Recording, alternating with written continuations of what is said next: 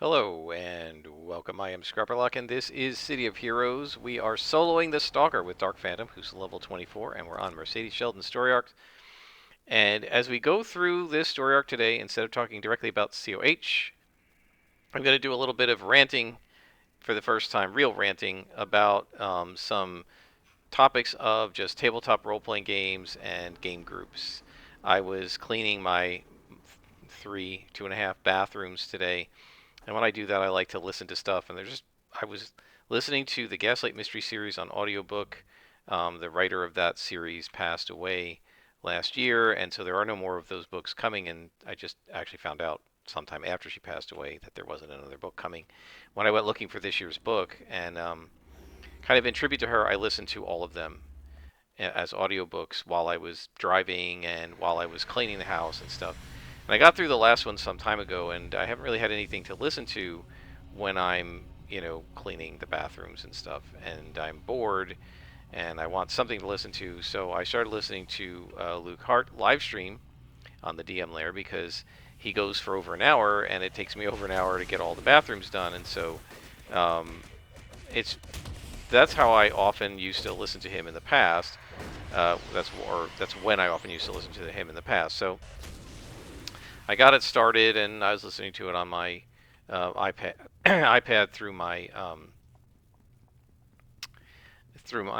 speakers, and he talked about two related things, I think, and I'm going to have to disagree respectfully with, not disagree with his advice. I feel like his advice was very limited in terms of, how can I say this? It wouldn't work for everybody, and I think it would actually probably work for the minority of people. I don't think he actually solved the problem that he was being asked in either case.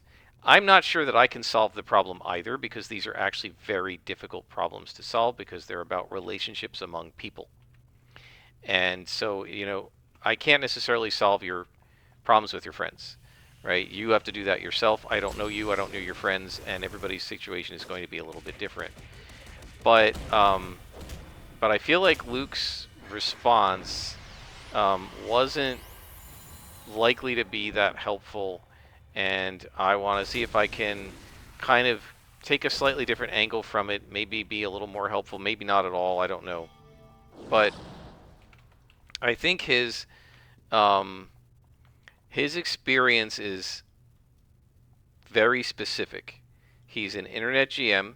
He runs several online games for strangers. He runs games at conventions, and then he has a group of friends locally in Michigan or wherever he lives who are all very experienced gamers. They've run their own games. They've played lots of different games. He talked about this in the same live stream. More games than he has. He said, he mostly played D&D and Pathfinder for the first until a few years ago, and now he started to branch out. But his other friends have played things like Savage Worlds and Champions and Shadow Dark and all these other kinds of games before, and so they're a lot more experienced than he is. And that means that that's a very specific kind of a game group, right? That is different from, say, a group of people who've never played D&D before, got interested in from watching, say, Critical Role, and decided to play D&D 5th edition, right? And they're real life friends, but they don't have any experience gaming, right? It's just a very different circumstance, right? His friends are going to act differently as players from people who have no experience role playing. Just like in City of Heroes, somebody who has no experience with this game might have a harder time doing things like soloing their Stalker than I do when I have many, many years of experience. And I've gotten, this is like, the fourth or fifth Stalker I've played, and I've gotten at least 2 of them to level 50. Right? So, including one on just SOs. Right? So I know how to do this in a way that somebody who's never played City of Heroes before does not. And that doesn't mean they're going to be bad at it or their way is going to be wrong, but it's going to be different. And what works for me might not work for somebody who's new, right? I mean, I've seen this in Let's Plays, right, where somebody who's super experienced at a Paradox game is they're playing it on hard mode, and they're making the game sing and dance and do cartwheels, and then I try to play it on medium mode or even easy mode, and I'm getting my butt kicked by the other countries, right, in a game like Crusader Kings or EU4 or whatever. Um, that's because they're experienced and they're like, I don't have the same experience they do. And so if you're a GM who doesn't have a lot of experience and you're with a group of players who don't have a lot of experience, some of the things that are natural and second nature to people like Luke and his game group are not going to be natural and second nature to you and your game group. So you can ask Luke for advice or me for advice because I have a lot of experience, and we can tell you what we think. But I always try to preface it with, this is going to be different depending on your group, right? Because some people may not react the way Luke thinks that players will normally react because he's used to playing with experienced players who've been doing this for a long time. Okay, now what I'm going to do here, again, I'm an experienced player who's been doing this for a long time. One of the things I know is that if you get into fights down here, sometimes, although there isn't anybody right down here, the guys up here will aggro to you. One of the rules of thumb in City of Heroes is that generally the villains look down, but they don't look up. So I can get into a fight up here, they probably won't see it, but if I get into a fight down there, the upstairs guys may see it, so I'm going to start up here. You can do this as a Stalker because they can't see you till you start the fight. Okay, so Luke was asked 2 questions. I'm going to deal with the first one first because it's a little shorter to deal with, and then we're going to spend most of our time talking about the second one. The first question was, what do you do as a GM if you have a player who's constantly criticizing you and complaining, right, giving you negative feedback every single session, and it's very disheartening and depressing, and like it's making me not want to do it. Like, what do I do, right? And the second question he was asked is, if I'm a GM and we're playing in a game system or a game setting that's not really my preference, and I'd really rather do something else and my players don't want to, what do I do, right? And I don't feel like Luke's answers are probably useful to most people who would ask the question, right? People as experienced as Luke with players as experienced as Luke's players, or who are doing an internet game where it's pay to play, aren't going to ask the question. They'll already be able to have the answer, or it won't be affecting them because their group won't do this, right? The problem is you have these GMs who are probably newish. They haven't had to deal with this before. That's why they're asking the question. That means they've probably not been doing it for long, and their players may not have been doing it for very long. And as a consequence, their players aren't reacting the way a veteran player would react. And so that's what they're asking questions about, right? And that's why they need to have this question answered. So I think Luke's answers are actually better for an experienced GM with experienced players. So let's deal with the first one first. I'm a game master, and I've got a player. He or she also said, I don't know why I think of that first GM as a she and the second one as a he. I don't know why, because there was no gender attached. But the first GM also said that the player in question was kind of herding the other players. Not hurting, but like a cattle herd, right? And I think what that meant, that Luke took it to mean that he's kind of telling the other players what to do and trying to run their characters for them, which is, I think, an obvious no-no in a role-playing game, but it does sometimes happen, especially when you have a player who's just a smidge more experienced than the others, but isn't super experienced himself enough to know that this is a no-no, right? But he thinks he knows the rules better because he watches Stranger Things or Critical Role and the other players don't, or something like that, right? Oh, I've seen this on Critical Role and this is the right way to play this character. You should do this, John, right? Or Sam. And no, you don't get to do that as a player. But again, sometimes players don't realize that, right? It's not necessarily malicious. So leaving aside the fact that this guy was trying to run other characters, let's deal with the main question, which is he's giving frequent, like weekly or every session, after each session, he's giving negative feedback that is disheartening the GM and making the GM not enjoy running because you feel bad that you're trying really hard to make the players enjoy the game, to give them something they're going to like, and all you're getting is, I didn't like this, I didn't like that, I didn't like the other thing, right? Luke's response was that you're going to get feedback from players, and some of it's going to be relevant and some of it's not.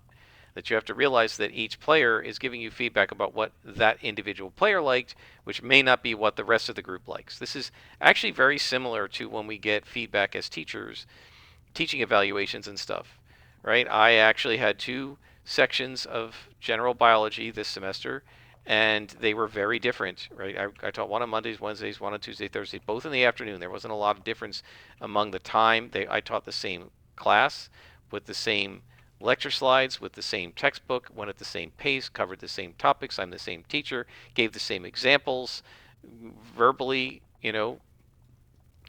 treated each class exactly the same way, and yet every exam, the Tuesday, Thursday class did 10 to 12 points higher. They got 75, 76, 77 averages, and the Monday, Wednesday class got 65, 64, 66. Even on the final, the Monday, Wednesday class went up to 75. I thought, well, maybe they finally matched the other group. No, the other group, their average on the final exam was an 85. That group had so many good students in it. The first exam, Tuesday, Thursday class, there were multiple people who got over 100 because there were some bonus points, and there were like 6 A's. In the other class, the highest grade was an 87, right? So what I was doing to try and encourage the class that wasn't doing as well is I was saying, hey, the other guys are beating you guys. You need to work harder, right? And so one of my students complained and said, why do you keep comparing us to them? We don't like that. It's just making us feel bad. I said, all right, I won't do it anymore. That student said that, and 2 or 3 students verbally agreed with her in class, okay? But privately, 2 other students emailed me in class, after, outside of class, and said, actually, we liked the comparison. The one guy at the end of the semester who got an A said, I liked hearing what they were doing because I kept trying to do better. What's going on here? Didn't mean to click that. He said, I kept trying to do better to beat them. I wanted to beat them finally. I wanted us to win, right? He did feel competitive. So it worked for him. And it worked. And another young lady emailed me and said she liked it too. She didn't mind it, right? She didn't want to get into it with the other students, right? Because this is what sometimes happens, right? The extrovert will complain, and the introverts are actually perfectly happy, but they don't say anything because they're introverts and they don't complain, right?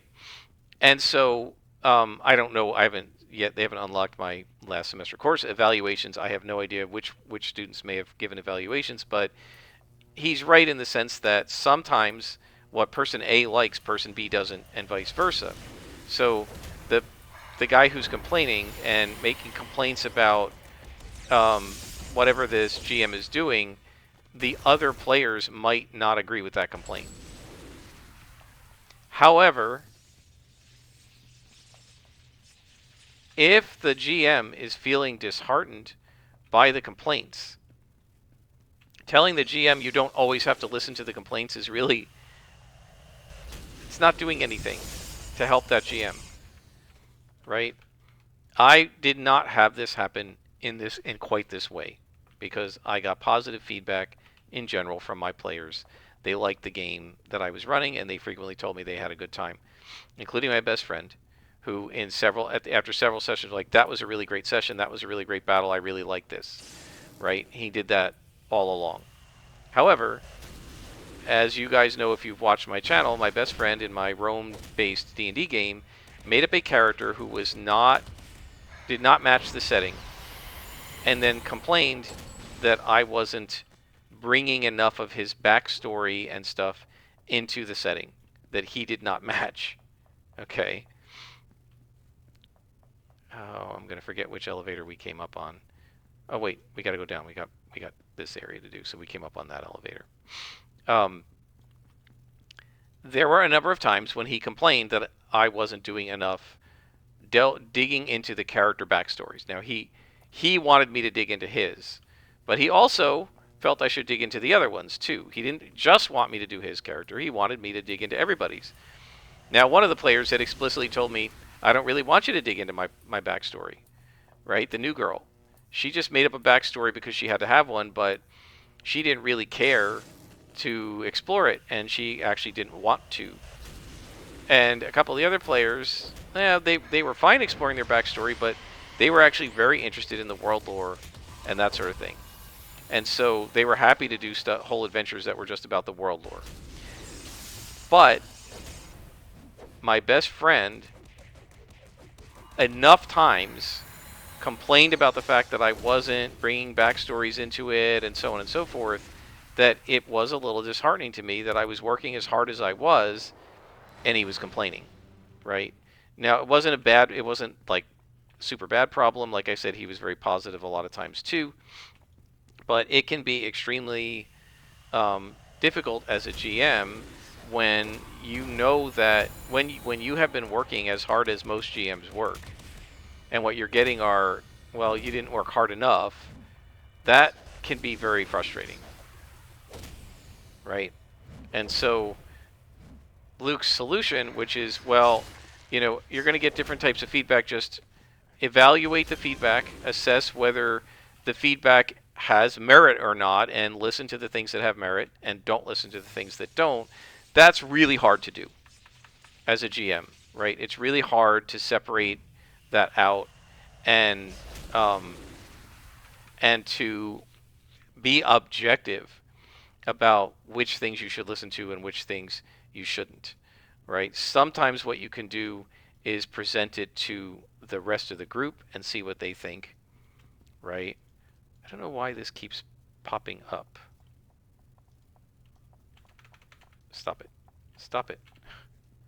I'm not clicking anything. I wonder if something's going on with my mouse.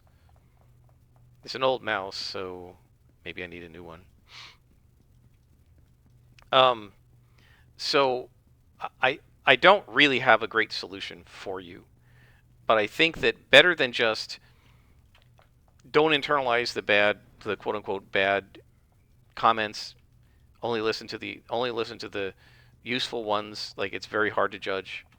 I think it can help to bring it to the other players, right? And again, to avoid things like conflicts, I don't know that you necessarily want to say, okay, I've got the feedback that I'm not incorporating people's backstories enough. What do you guys think? You could do that, right? But the player might feel called out. My way of doing this is usually to put out a survey. Like, I made an anonymous Google Doc survey a couple times that was useful. Or just to say to the players, what do you guys think? Like, list. So there's this technique in teaching where you can ask the students to list 3 things. One thing that you like that I'm doing that you wish I would continue. One thing that I'm doing that you don't like that you wish I would stop. And one thing I'm not doing that you wish I would start doing. Now, the one person who said to do this said, you have to be very careful as a teacher to tell the students you can't say stop doing tests, right? But if there's something I'm doing in class, so if I had done that with my students in my Gen Bio class, right, I would have gotten the feedback from some students. I don't know what number of them would have done this if it's a survey of the whole class. I wish you would stop comparing us to the other class, right? From at least 2 other students, I would have gotten, keep comparing us to the other class. I find it makes my competitive juices come up, right? So I might get 20 of one and 10 of the other, and then I know, okay, well, the majority of students, I could go back and say, well, the majority of your classmates said they actually like the comparison, and I now have the data, right? So you could maybe do that to your players. If it's in person, just say, here, just write this on a sheet of paper. Number 1 is, what's something I'm doing as a GM that you really like me doing and you want me to continue doing, right? Then number 2, what's something I do as a GM that you don't really like and you wish I would stop? And then number 3 would be, what's something I'm not doing as a GM that you wish I would do, right? So now if you went to my D&D group, my best friend, I think what he would say is, for not doing, right, what I'm not doing that he wishes I would start doing would be incorporate more backstory stuff, right? It's information and useful data if 4 people submit that and only 1 says, I wish you'd do more backstory stuff. The other 3 say something else. I wish you'd do more lore of your world. I wish we would have more traps and tricks and puzzles, because we don't have enough of those, right? And then I might go back to my best friend and say, well, look, I know you want me to do that, but you're the only one who's asked for it. And I have to please all the people at the table, not just you, and nobody else is asking for backstory stuff. Literally nobody else did, verbally, but I didn't do it in a structured way. So my suggestion about this would be to do it in a structured way, right? actually ask for anonymous feedback if you want. Like if the players didn't I feel like I looked over here and he wasn't there. Well, we're gonna placate you. I'll still assassinate you, buddy. The I like doing it anonymously, but you don't have to, right? You can let them tell you who they are. That's fine. It depends on, the players. I just do it anonymously because I figure they're more likely to be honest. I kind of guessed at who said what, right? But one of the things that I then did was after doing the survey, I then when I did this was a survey for like session 0, but I did the survey and then I summarized the data, right? And then I presented it to them. And I said, this is what you guys said.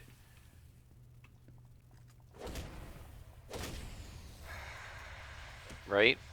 And the first time I did this, it wasn't anonymous, and I said this is what this person said, and then they sometimes clarify. Well, I actually didn't mean it that way. I meant it this way. So there can sometimes be misinterpretation, which you can't really clarify if it's anonymous. So that's a good reason to make it a named thing where who's who. There's our boss, but let's clear the rest of the mission. We're going to get ambushed here. So I want to make sure we take this guy out as fast as possible. I don't know that we want to use any of our inspirations yet because we're probably going to need them during the ambush. And I think with my assassination, I can take this guy out pretty fast. We might need the accuracies if he debuffs me too much because he's a boss and he's going to debuff me like crazy. But if I can get him down fast enough, he won't hit me with enough debuffs to do that. We're waiting for this to recharge. So Luke's advice was just disregard the comments you don't like. My advice would be to actually seek out the commentary of the other players in whatever way you wish, whether it's anonymous survey or just going to them individually and say, hey, one of the other players said this. Do you agree? Right? But see what the other players think and whether or not the other players are... Is this guy in the majority, right? Is he in the majority or is he in the minority? Is he... here's our ambush. Is he somebody who is the only one who thinks this way, or is it somebody who actually is expressing what all of the players are thinking, right? And so I think, to me, what's really valuable and important to me in a case like this, it's true with my class as well, is to know, is this an isolated case? One person who thinks this way, okay, well, if everybody else disagrees, then he's just wrong. Or is this something that everyone agrees on, and he's just the only one expressing it? That's a different situation, right? So my advice is seek the counsel of the other players and ask them if you agree. Who's over here? Seek the counsel of the other players and ask them if they agree that this is a problem. Oh, she's not going to be able to follow me unless I'm unhidden.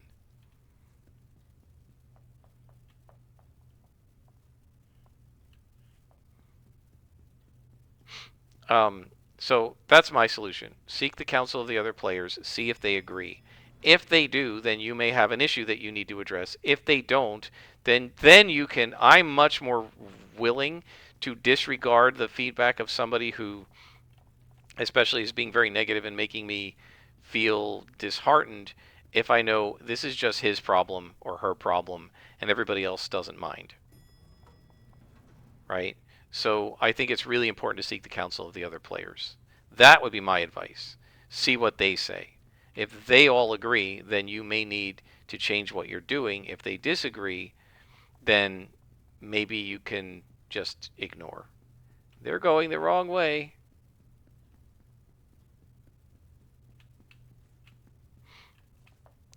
So that's how I would handle the first situation. Excuse me. The second situation that that Luke described was much more complicated. And this is where you're a game master of a game group and you're playing whatever the game is. Let's say it's 5th edition D&D. This happened to me. And you get burned out on the system. You get sick of the system. Luke's done it twice now. He got sick of 5th edition. He got frustrated with it. He switched to Pathfinder. He was all the rave about Pathfinder. He loved it, loved it, loved it. Now, after playing it for a year and a half, he said it's too grindy. He said even a trivial combat will take you over an hour because there's just so many details to worry about, right? And so, are they going to actually find us this time? Nope. Oh, this guy did. Hey, buddy.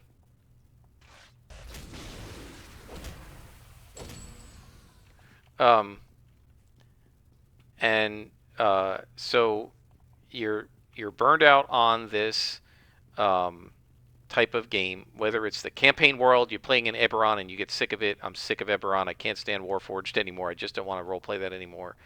Or you're playing D&D 5th edition and I'm sick of 5th edition. I'm sick of D20s. I want to start rolling percentile dice, right? Or you're sick of the theme. I'm tired of fantasy. I want to do horror. I want to do Western. I want to do sci-fi, right? Whatever it happens to be, you're in the mood to change. And your game group is not, right? Or it's just that the game that you're playing is not your favorite. And your favorite would be something else and you'd like to switch to it. And they don't want to. What do? Right? If I'm not able to play my favorite game, the one that I'd really prefer to play. And Luke Hart's answer is, you're the GM. You decide what game people are playing. How do we get reward merits? It's not the end of the story arc, is it? No, we're still on the story arc, right?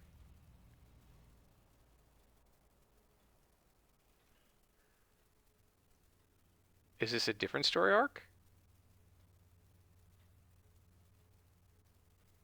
Or is this the same one? I wasn't even looking. Yeah, it's still Dirge of Chaos. Okay. I was like, because I know Mercedes has another higher level story arc. Did I accidentally get into that? No. All right, so we're going to defeat 10 Sioux, and it's only 10 of them, so we'll go ahead and do that. So his answer is, you're the GM, you decide what game you're playing. Well, yeah, that's true if you're running an online game, and for strangers, you just decide, and you say to them, sorry guys, we're not going to play this game anymore. We're going to play a different game. I don't know how you handle that since they paid, but maybe they're paying by the month and you just say, okay, at the end of this month, the campaign is over and you don't owe me any money anymore. I don't know. I don't know how that works. But, you know, as an internet GM, what he can do is offer whatever game he wants to run.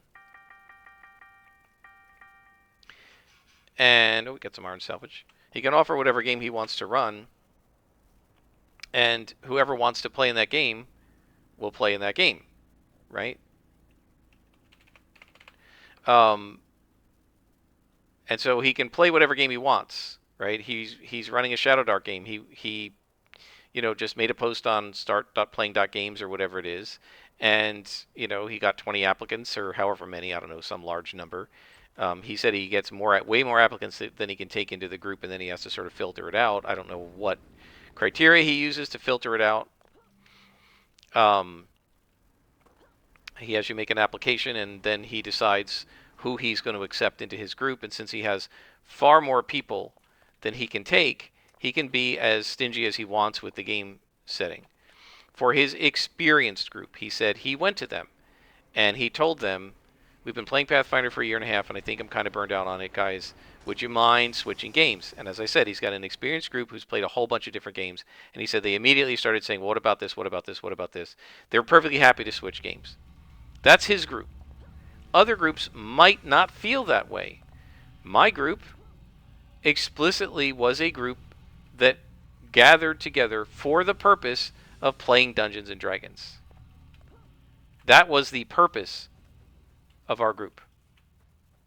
Oh, I forgot to put the hide on. Stupid.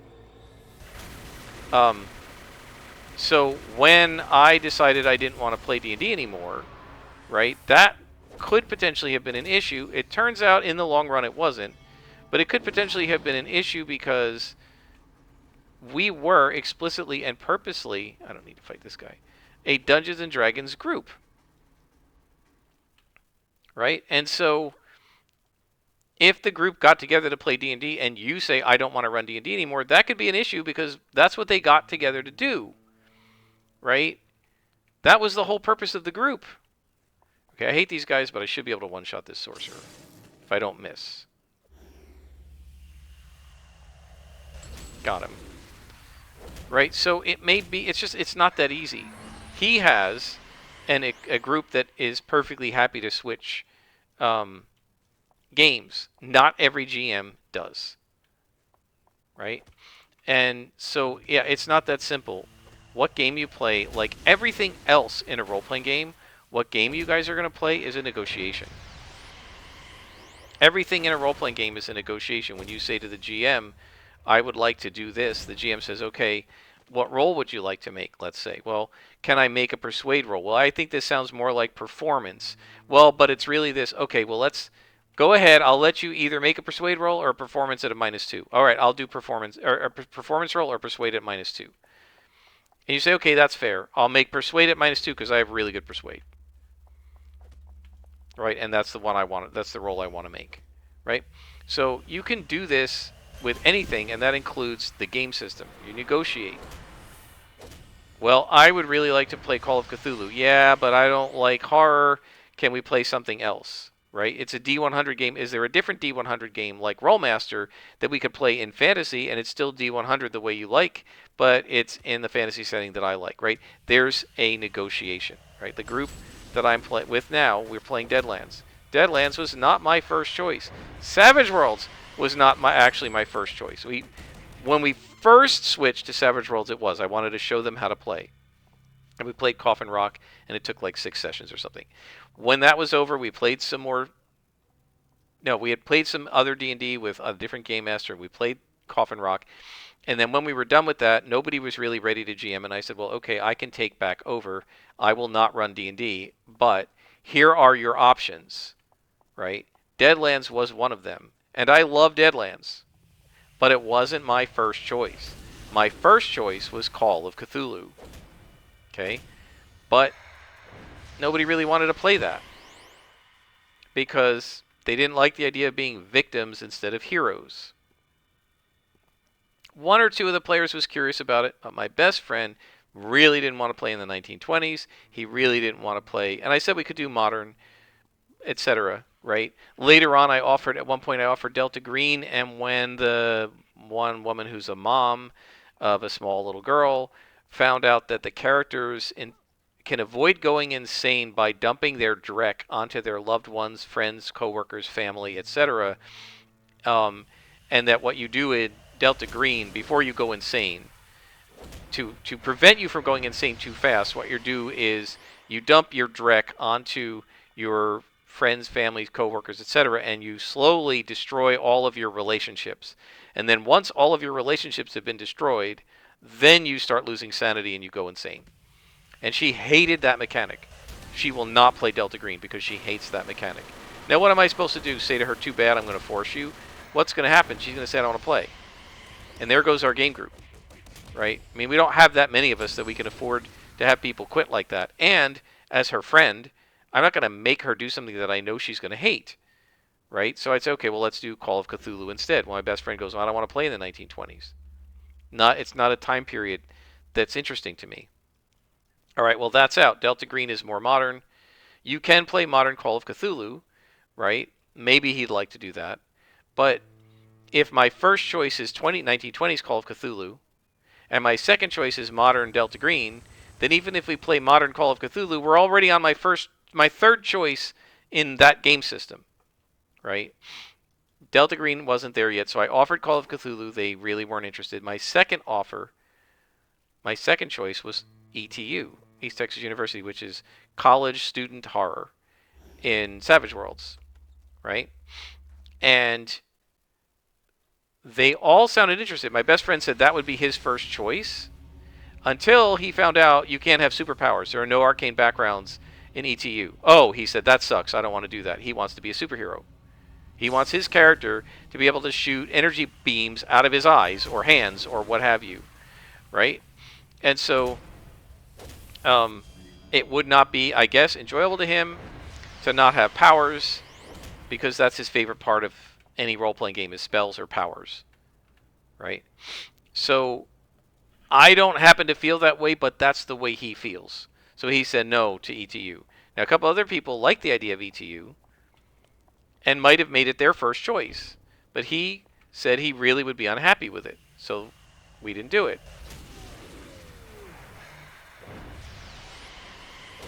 So my first choice was Call of Cthulhu. Nobody wanted to do that. My second choice was ETU, and one person really didn't want to do that. And my third choice was Deadlands, which I didn't think my best friend was going to want to do because I didn't think he liked Westerns, but he liked it because there are powers and it's got magic, so it's Western plus horror plus fantasy plus steampunk. He was okay with that. And he actually had this concept for a magical gunslinger that he would have liked to use in Dungeons and Dragons, and he said, I can't imagine what campaign I would be able to play that in, but it would fit perfectly in Deadlands. And that's what he's playing, right? So, so Deadlands was my third choice. It was probably his maybe second choice after D&D.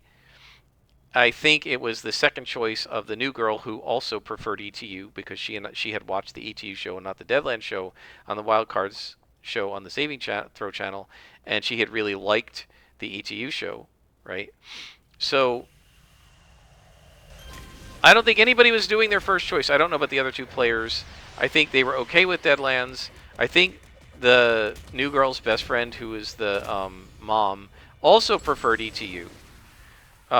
I can't remember. We actually ranked it, right?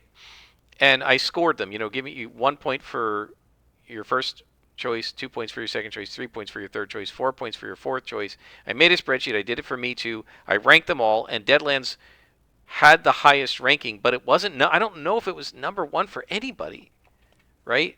So this is what I mean by a negotiation. None of us are playing in our most preferred game system. Some people rather play D&D. I didn't put that on there. That wasn't even a choice, right? I gave them the choice of Call of Cthulhu, Deadlands, Holler, which is a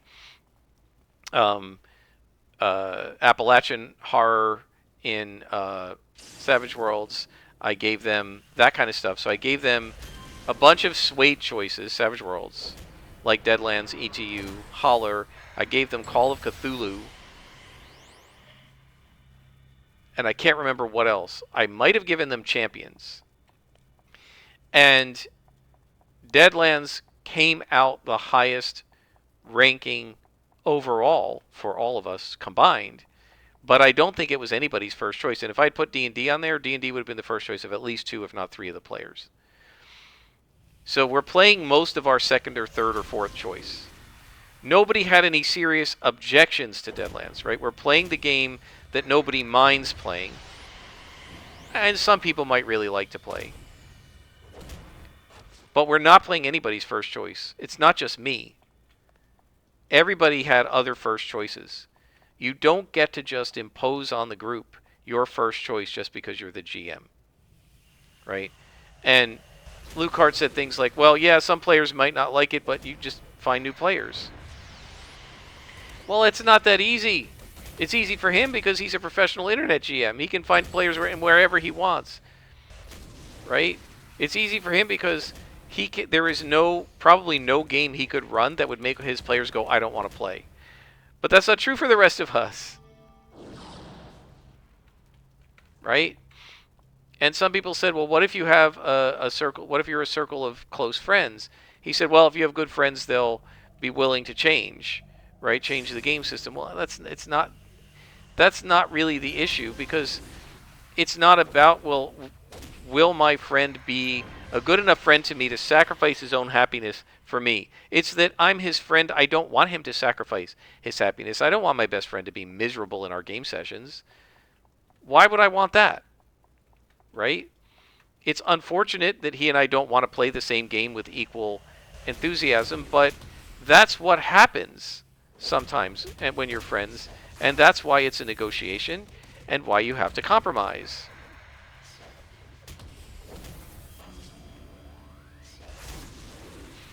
And so, um, yes, I would say, right, one of the things Luke said, which I think was very good, because he said this is how he did it with his group, is first of all, honesty is really important. Go to your group of friends and say to them, guys, this game isn't really doing it for me anymore. I'm really struggling to find the enthusiasm to run this game. Here is a list of other games I would be willing to run. Would you guys mind if we switched games, and which one would you like? That is how I think you should do it. What you don't do is say, I'm done with Pathfinder. Starting next week, we're going to play Savage Worlds. If you don't like it, somebody else can GM. Like, that I'm not okay with. Now, if you say, guys, I'm tired of running D&D, I'd really like to run something else. Here's a list of games that I would like to do. Right? I said that. I will continue to GM for you guys, but it won't be D&D. If you're willing to consider other games, here's a suite of games that we could play, any one of which I would be interested in running. Right? One of them, when we did the Deadlands temporarily, and then we came back to Deadlands, somebody said, "Do you really want to run that?" And I turned the camera around and I showed them. I have an entire shelf of Savage World stuff, and half the shelf is Deadlands. I said, look, I pulled out the books. I said, I've got this, I've got this, I've got this. The companion, I've got this campaign, I've got this campaign, I just got this one. Here's the map, the wall map that they send you. Like, obviously, I'm very enthusiastic about Deadlands. I'm buying all this stuff with no expectation at the time that I was going to have any chance to run any of it. That's how into it I am. So yes, I am very interested in running Deadlands. Now, was it my first choice? No, again, ETU is my first choice. But I'm still excited about Deadlands, and I still like running it. Right? And that was one that everybody said we're okay with switching to. So we switched to it. The one guy enjoys Savage Worlds enough that I think I frustrated him a little. He said, is there any setting, is there anything in Savage Worlds that you haven't bought the pre-orders for and have all the books? And I said, well, I haven't really done any. I have Pathfinder for Savage Worlds, the rules, and I've actually bought The Rise of the Rune Lords, but I said I haven't read it because I said I glanced through it and I realized that the theme seemed very similar to my Rome game. So I was like, well, I'm not going to run it for these guys. And when I buy these adventures, I would rather play in them than run them sometimes. So I don't read them unless I know I'm going to run them. I did not sit down and really run Blood Drive until I knew I was going to run it. Which is actually part of the problem, because had I sat down, here comes an ambush, had I sat down and really read the whole thing, I might not have offered to run it. Because I have some issues with the way that book was arranged. I'm going to wait for my build up to show up here because we got all these guys to fight. I want to take this boss out very quickly. I don't have to do it, but it's fine. So anyway, my point is, my suggestion to you is first level with your players. I agree with Luke about that. Tell them that you're really not enjoying running this game and you'd like to run a different game, or you don't like this setting and you'd like to change settings. You've had enough, right? We've been doing this a year and a half, 2 years, 3 years. I've had enough. It doesn't mean I hated every minute of it. I enjoyed it for the 2 years we played it, but I've had enough now and I would like to switch. Right? As a GM, sometimes you just need the infusion of creativity that comes with starting on a new system. Right? I switched to Deadlands and now I'm all excited. Right? One of my friends joked with me when I was working on the map of Harnland, and they said, here's a gaming map, or a campaign map that I've made up, and he wrote in the Discord, Scrapper, I'm burnt out and I need to stop GMing. Also, Scrapper, here's a new game world I'm creating. Right? Why was I creating that? Because I got excited about it, because it was different, because it was new. Right? And I'd had enough of the Rome world and the D&D stuff, and I was creating it thinking about running Harnmaster or running sort of Pathfinder Savage Worlds or something like that. Right? So sometimes as a GM, you just need that infusion of creativity that comes with starting an exciting new game system. Right? It's new and interesting for you, and you get to enjoy that, and that is fun for you. And if that's the case, I think it's okay to go ahead and tell the players, and ask them if they would mind switching games. But I highly recommend saying to the players, here is a suite of games, a litany of games that we could play, any one of which I would be willing to do. I think it's okay to tell them, here's my order of preference. I think the way we did it actually worked really well, and I can recommend it, which is rank them and have the players rank them, and don't let anybody see each other's rankings. Just everybody individually email you their rankings, and then you add them up, right? And if it's 5 games, right, just the easiest way to do it is on points, and the lowest points win, right? You get 1 point for first place, 2 for second, 3 for third, et cetera, et cetera. And so you add it up across you and the 4 other players, and the lowest ranking is 8. That means it averages second place across the group. No other game was that high in the ranking system, had that lowest score. Low again being better, right? And so maybe other people wanted to play a certain game first, but it didn't. But other people had it 5th place or what have you, and say, okay, Call of Cthulhu was the one that we all put on average in second place. Nobody's first place ranked as high, so we're going to play our second place game. Most people will be okay with it. They'll be okay with it, A, because they already listed it as in their top, right? And B, let me check time here. I think we've been playing for a while. Yeah. B, they'll be okay with it because you solicited feedback from them. You got them to buy in, right? It's really important to get players to buy in. Now, Matt Colville says when somebody offers a GM a game, he doesn't quibble about the game, he just goes for it. If they're excited about it, what he's learned is the system doesn't matter. What matters is the excitement and enthusiasm of the game master. If you have a GM who's really into it, really likes it, really excited about the way I was with Deadlands, you're going to have a good game because the GM is into it and is having fun. He's going to prepare more, he's going to like preparing, and so on. If you have a system that the GM doesn't want to run, it doesn't matter how good the system is, it's not going to be as much fun. So, what I recommend is get your player buy-in, ask them whether they would mind switching games, explain that you're feeling burned out on this game and you're really not having fun. Any players who have any experience are going to understand when the GM says that if they keep you in this game, the game will end because you're going to quit, right? Now, if the players all say, we absolutely want to stay in this game, that's when you say, well, would anybody else like to GM because I really don't want to, right? It's not a threat. It's not blackmail. It's fair. You shouldn't have to run a game that you don't find generates enthusiasm. So you just say to them, this is my recommendation. I will continue running, but I would like to switch games. Would you guys mind? And if they say we're okay with switching games, like, come to them with a list. Make it varied. Don't just have it be, we can switch to Shadow Dark or Dungeon Crawl Classics or basic set D&D. Those are all really similar. If somebody doesn't like those mechanics, they're going to feel cheated right out of a choice because they're all very different from Savage Worlds and very similar to each other. So as long as you're willing to try different games, varied games, Champions or Call of Cthulhu or Holler with Savage Worlds, those are very different games. If you're excited about all three, then your players can decide which system would they like to switch to.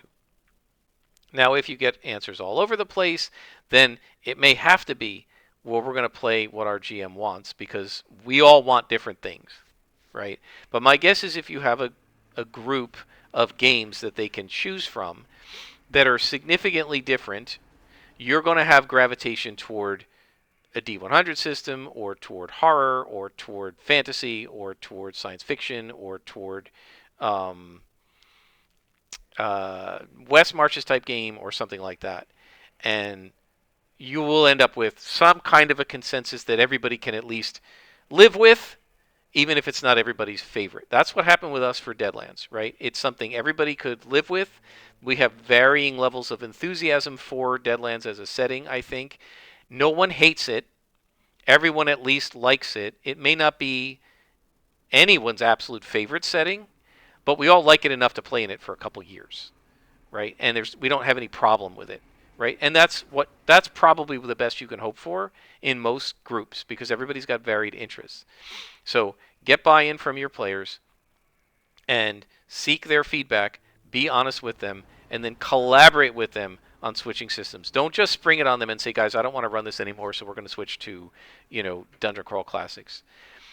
I think Dungeon Crawl Classics is a lot more fun. Well, maybe they don't. And yes, the GM gets to have fun. I've always said that. But the players need to have fun too. Because, yeah, if you play a system you don't like, eventually as a GM you're going to stop and the game will end. But if you play a system the players don't like, they're not going to show up. They're going to quit. Right?